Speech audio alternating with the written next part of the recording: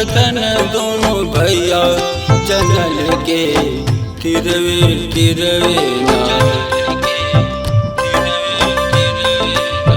घूमे राम लखन दोनों भैया जंगल के तिरवे तिरवे ना।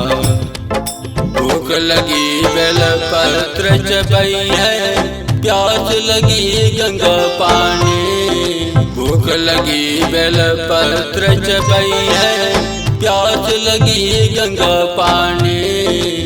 नींद लगी मृगा छाल डसई है, नींद लगी मृगा छाल डसई है। काट कुट हट जाई जंगल के तिरवे तिरवे ना। घूमे राम लखन दोनों भैया जंगल के तिरवे तिरवे ना। घूमे राम लखन दोनों भैया जंगल के तिरवे तिरवे ना।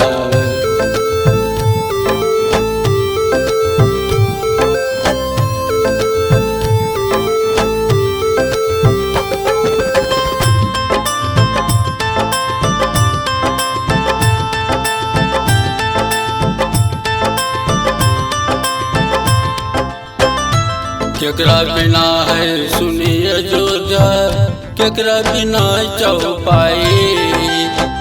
केकरा बिना चौपाई,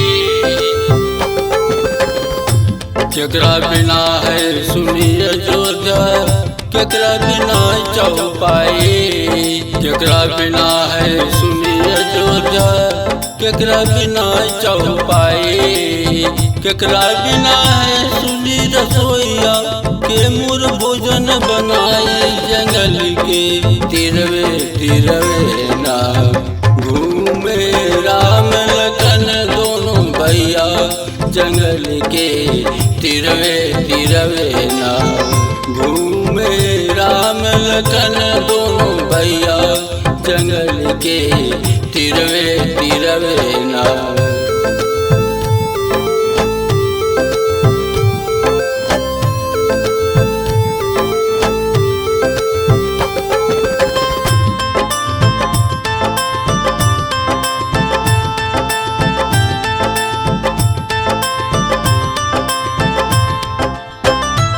राम बिना सुनिए अयोध्या, लक्ष्मण बिना चौपाई। लक्ष्मण बिना चौपाई, राम बिना सुनिए अयोध्या, लक्ष्मण बिना चौपाई।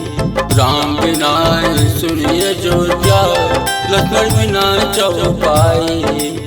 सीता बिना है सुनी रसोईया के मुर भोजन बनाई जंगल के तिरवे तिरवे ना। घूमे राम लखन दोनों भैया जंगल के तिरवे तिरवे ना। घूमे राम लखन दोनों भैया जंगल के तिरवे